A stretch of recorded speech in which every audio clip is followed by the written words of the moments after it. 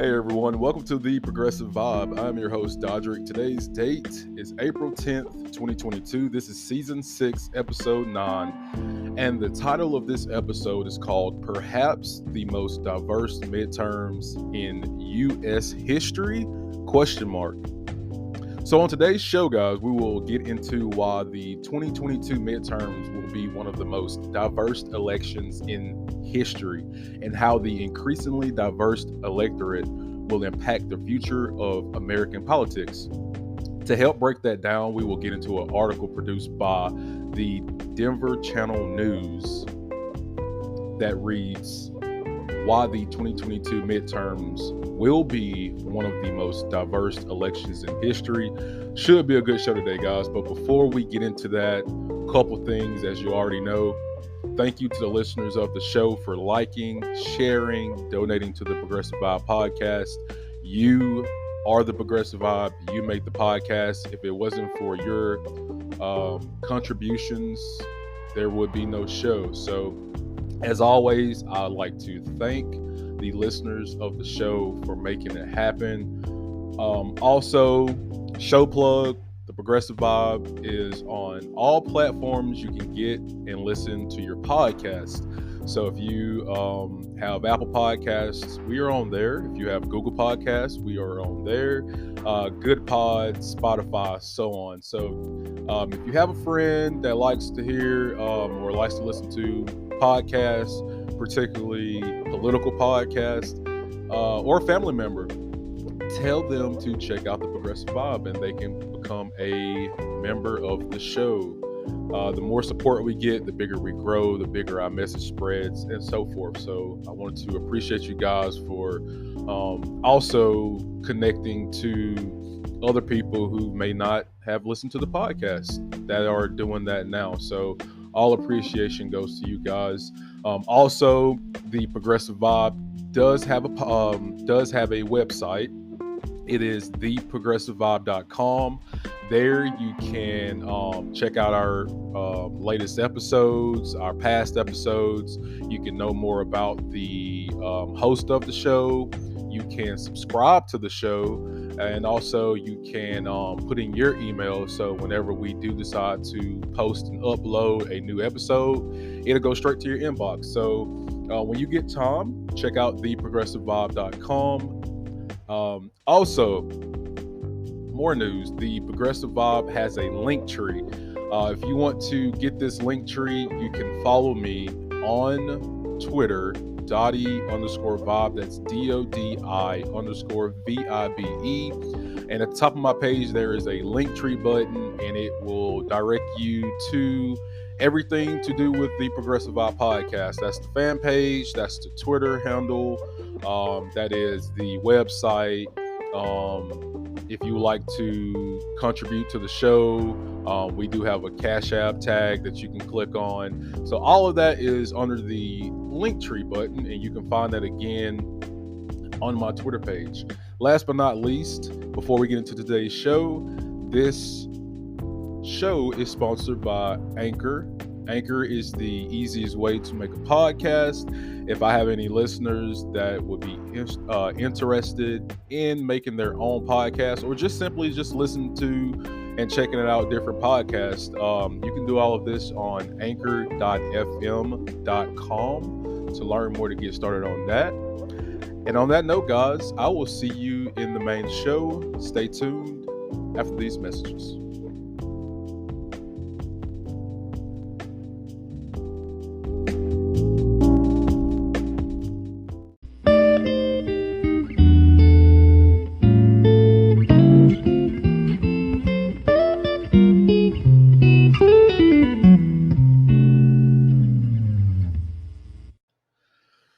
Hey everyone, and welcome to the main show. So this Denver Channel News article that I wanted to share with you all, it is a local news article out of Denver, Colorado.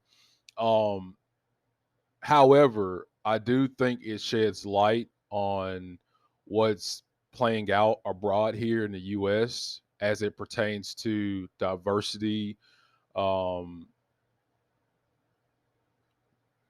with our electoral process here. and how the younger generation um, will be playing a key part in the electoral process, potentially here on out. So I think this article is sweet, simple, to the point, but it does shed light on the bigger picture here. I will post this article alongside of the podcast so you guys can check it out if you like. Again, this is from the Denver Channel News.com. And by the way, it is a broadcast from ABC News. So it goes on here to say, if there is one thing nearly every midterm election has told us, it is that our country thirsts for change. In the 19 elections since World War II, the president's party has lost seats in the House of Representatives in 17 of them. This year, the same outcome is anticipated as polls show Republicans gaining control of the lower chamber. But the electorate that is expected to get them there is vastly different than that of years past. This is a quote from Joelle Martinez. She is a former political strategist under the President Barack Obama administration and the current president of the Latino Leadership Institute. She goes on to say, quote, in 2012, we were talking about equity and environmental justice matters. But I think the sense of urgency and the intensity of the issues facing today's generation of voters is much different, end quote. So I wanted to kind of shed light or elaborate more on what Miss Martinez says, because she's saying that 2012 showed that the younger generation was um very, very outspoken about the lack of equity here in the United States, as well as the lack of attention that politicians failed to address when it came to environmental justice.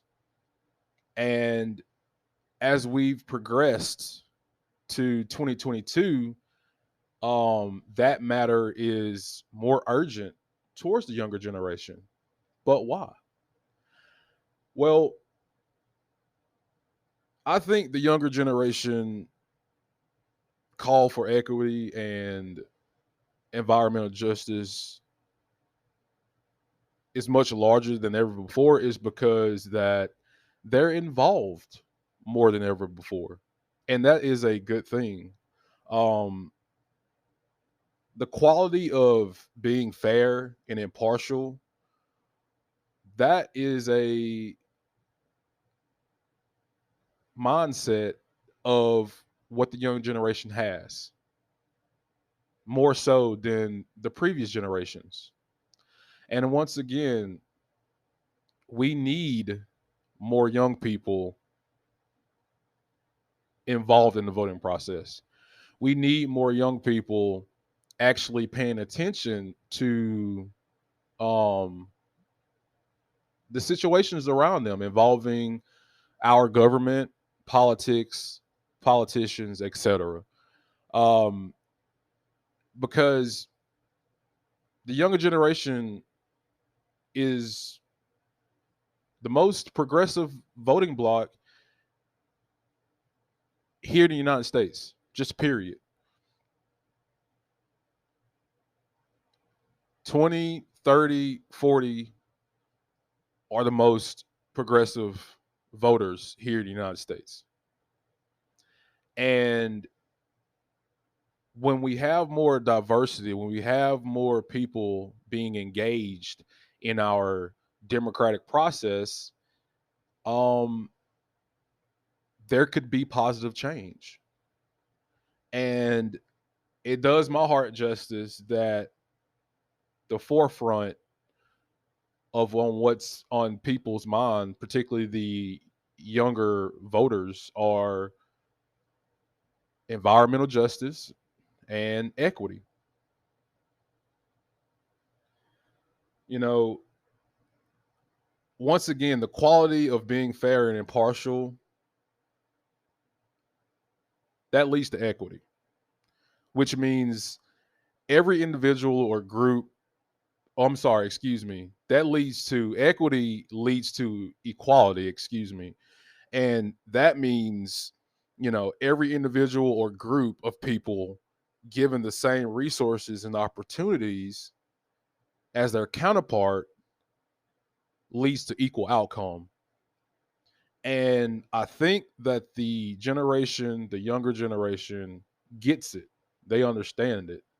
They don't allow racism, they don't allow class, how much you make, define who you are as a person. They just want the best for everyone. And that's such a good thing to see. That's such a wholesome thing to witness. And, potentially is going to play out here in the midterms.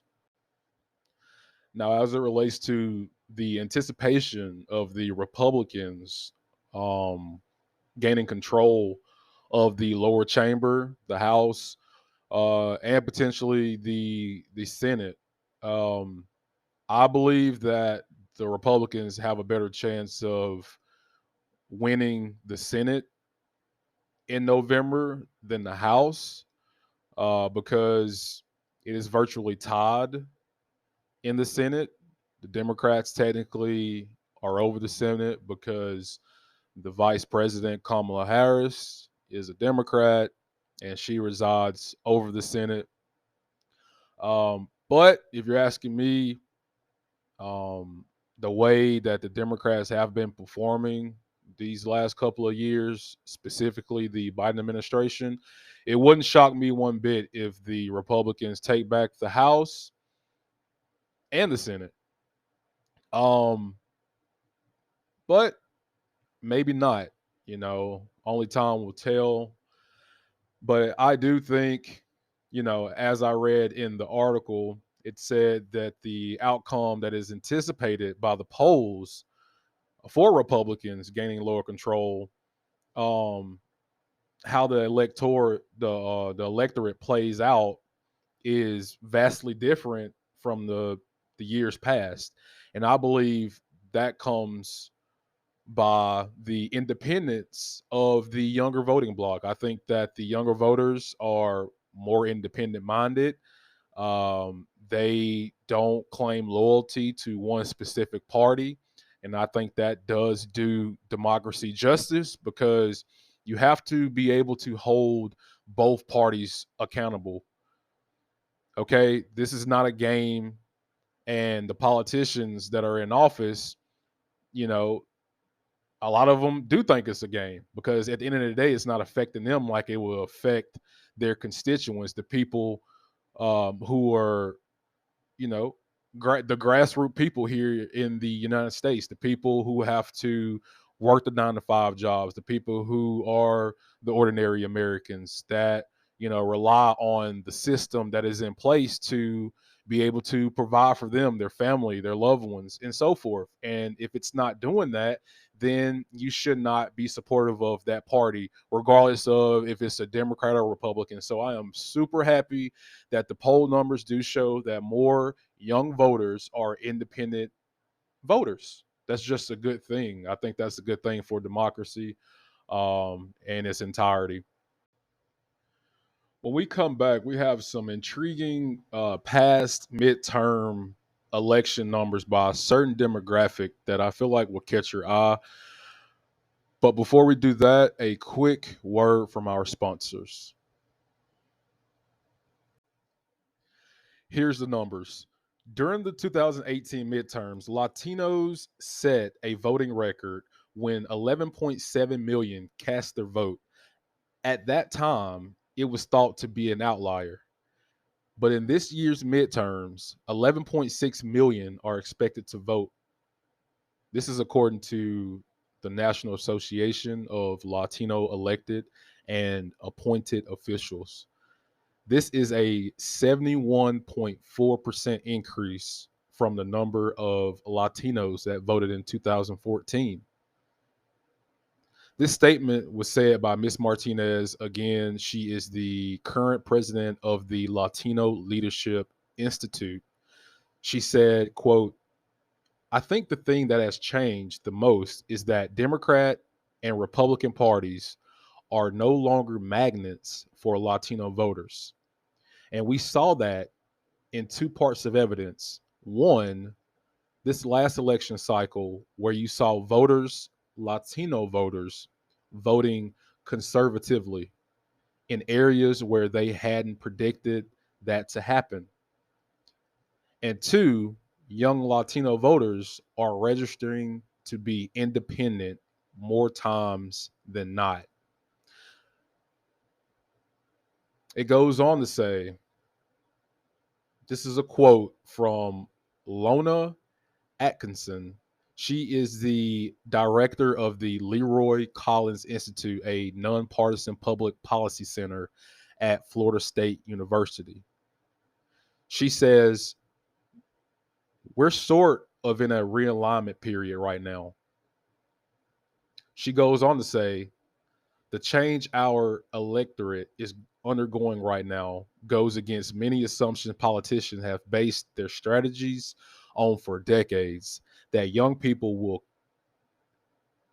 consistently turn out to vote and that minorities are by and large monolithic.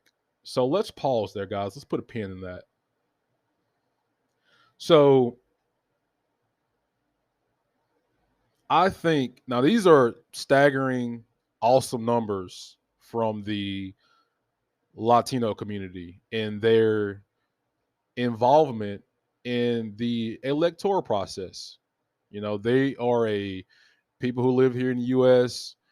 If you're registered to vote, you know, you're a U.S. citizen here, regardless of what your ethnicity is. And it's a good thing to see. But I think that this speaks abroad, not just to the Latino community, but for the Asian American community, the African American community, and the white community. Um, when you have a number of voices, we're all considered to be Americans here. We live here in the United States. We pay taxes. We're U.S. citizens. If you were born here, you are a U.S. citizen. If you have moved from another country and got your U.S. Um, citizen credentials, you are a U.S. citizen, regardless of how you look, what your religion is, what race you are. And so I think that these numbers are telling. I think that is a good thing when you have more voices to speak on the American dream, if you will, about the things that affect people here in the United States. You know, things that affect white people or things that affect black people or people of color might not affect white people, vice versa. That's why we should be aware of our surroundings. That's why um, we should have empathy towards people who are just trying to live their American dream, that just want you know, a, a chance at economic stability, you know, things like that, you know, healthcare, you know, being able to make sure that their health is okay, along with, you know, their family and loved ones, you know. And I think that we're approaching that regardless of what color creed you are here in the United States. And again, it is a good thing to see. And these numbers, as I said, they speak to the Latino community, but I do think that they have a impact abroad with just younger voters in general. Um, It goes on to say, oh yeah, I'm sorry. Uh Another thing, when it comes to um the monolithic view that it says that politicians have based their strategies for decades that young people will consistently turn out, where have you been?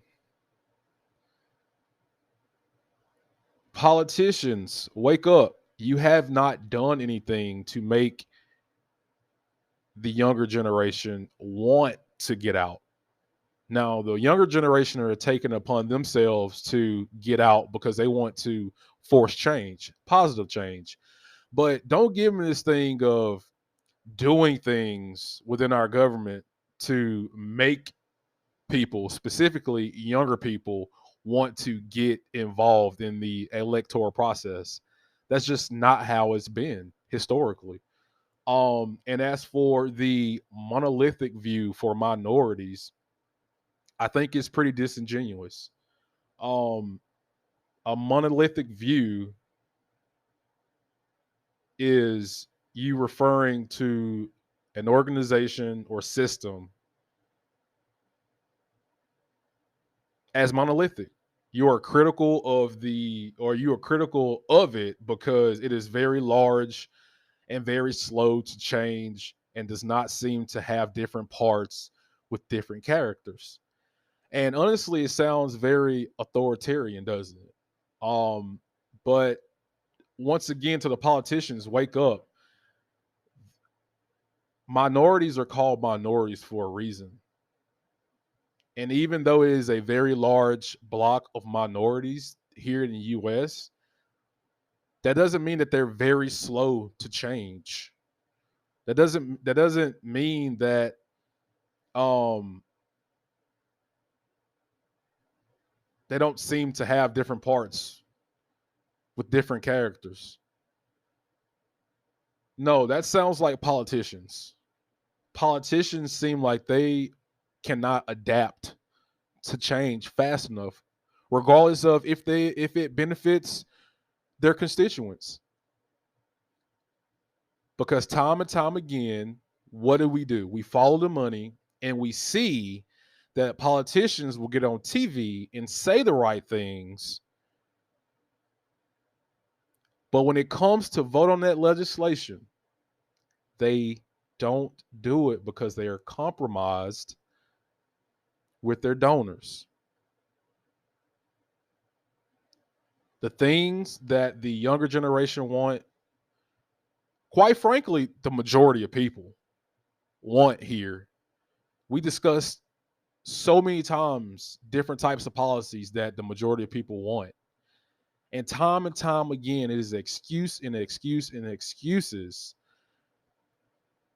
we hear from politicians. And you got the audacity to say that minorities are monolithic?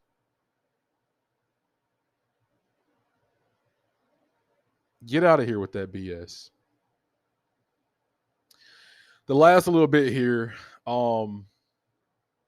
this is another quote from Atkinson. She says, quote, maybe the things that we relied on previously about how groups were going to vote is less reliable.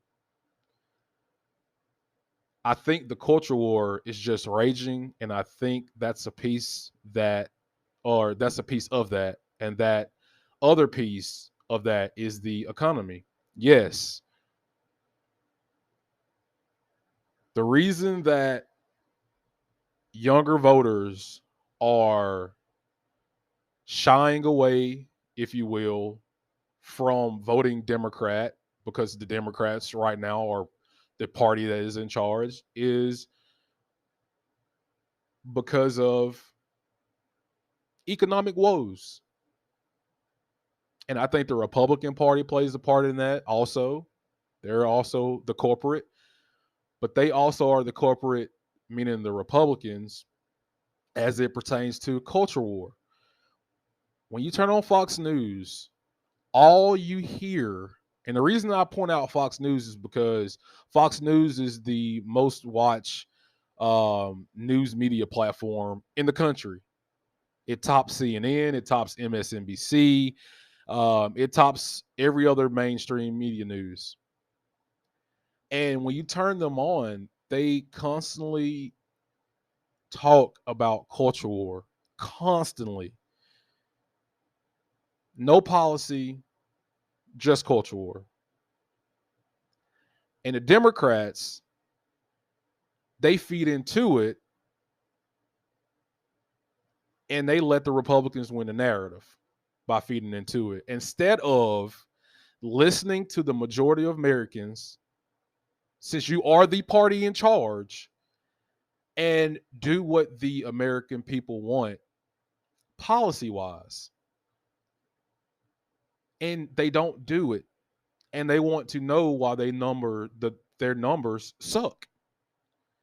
And they want to know why the Republicans have a really good shot at gaining the House and the Senate in the midterms. It's because you're not addressing the people's woes, the things that are in the forefront of people's minds: higher pay wages,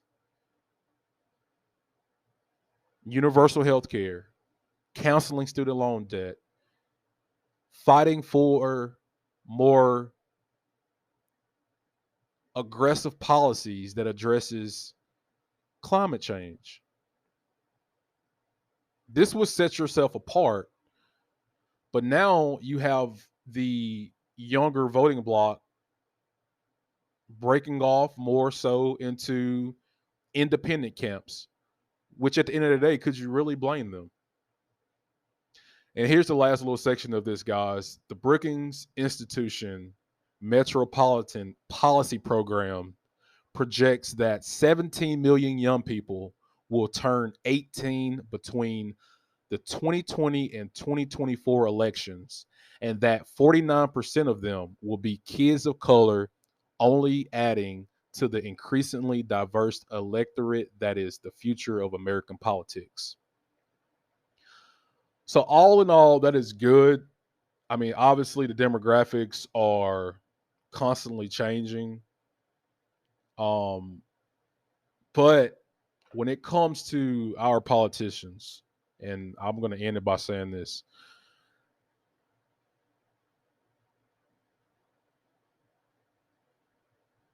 voter independence is important. And I'm speaking to every voter out there that is engaged with our electoral process. If you're a voter here in the US, voter independence is very, very important, guys. It is very, very important. Do not allow a party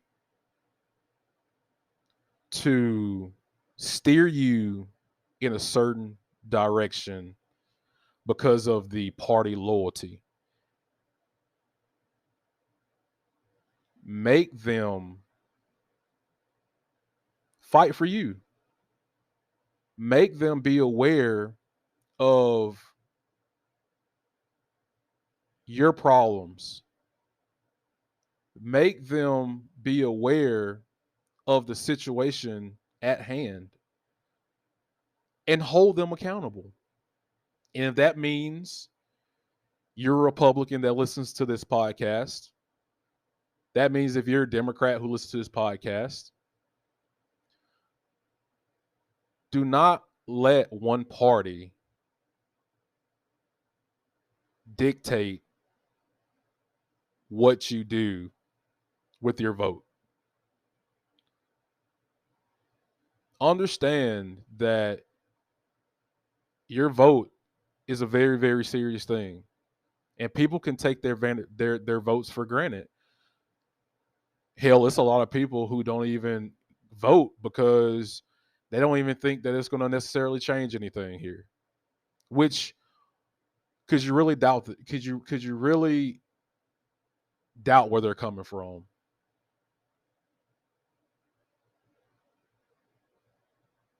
when we have a system in place that does not help the American people, can you really doubt people, particularly younger people, not getting involved? Because at the end of the day, it's always about power and money. But I think I'm hopeful because I think that the upcoming generation, um, the younger generation, will be more aggressive, be more progressive, and hold politicians' feet to the fire, and actually start electing people, regardless of what race or creed. Start electing people who are actually going to fight for the American people and have their best interests. And none of this stuff is going to happen, quite frankly, honestly, until we take money out of politics. But when we come back, guys, we will have the social media break of the show. I got kind of carried away with my rant there. I do apologize. But when we come back, we will have the social media break of the show. Stay tuned, and we will be right back.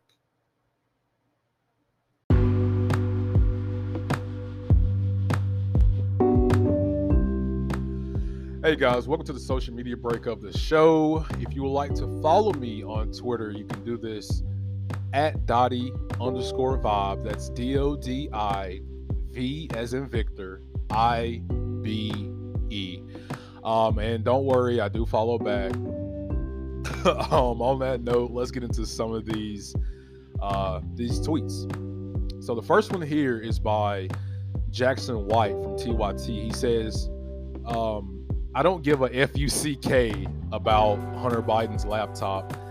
And yeah, like who cares? If you guys don't know who Hunter Biden is, I'm sure you guys do. He is Joe Biden, the president of the United States' son. And it's been this like controversy around his laptop that it has some type of compromising information on the president, which has already been debunked as a lie. But this just goes to show you where we put our energy, what we pay attention to, what mainstream media pays attention to. Specifically Fox News. It's just always deflection. It always takes the American people's mind off of what's actually going on, that things that are actually affecting their everyday lives. And, you know, it just sucks that we can't talk about policy. We can't ever talk about things that will have a positive impact structurally on the American people's lives. We always continue to get caught up in this political theater, this political eye candy, and that's a good way to transition into saying, check out one of my previous episodes, Political Eye Candy. It kind of sheds a light onto political theater within politicians. But yeah, who cares? Who cares?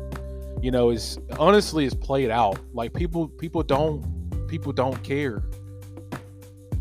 It does not have anything to do with Joe Biden, the president. But yet, you know, the Democrats feed into it, and the reason that it seems like they feed into it is because they never seem to actually pass legislation that would be beneficial towards the American people. If you want people to stop paying attention to BS, then start passing things in Congress that will obviously get their mind off of that, to have them pay less attention to that.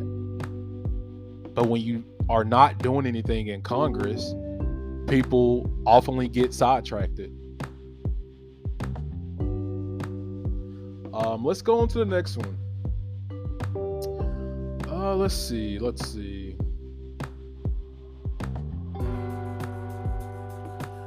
J.R. Jackson from TYT says on Twitter, congratulations to Ketanji Brown Jackson for making history.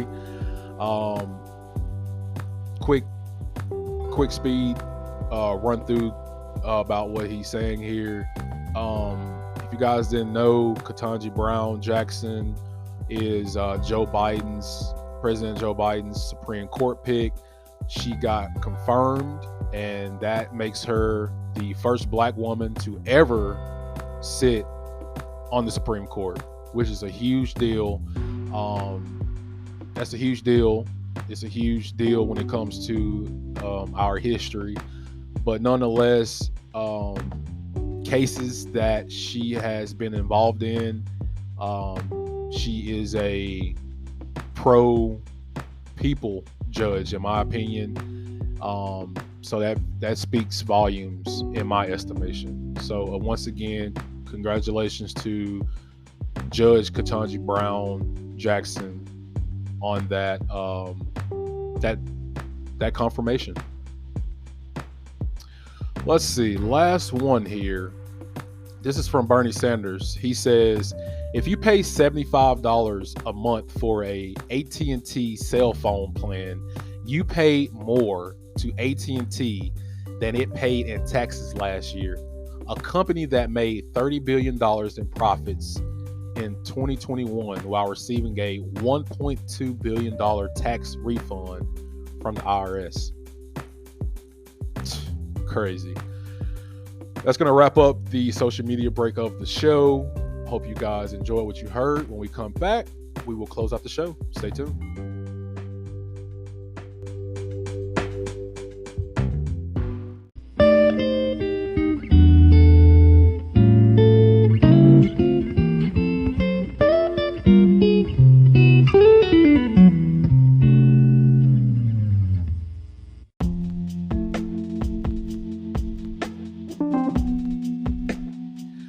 Hey guys, welcome back. That's going to wrap up today's episode. Season 6, episode 9, perhaps the most diverse midterms in U.S. history.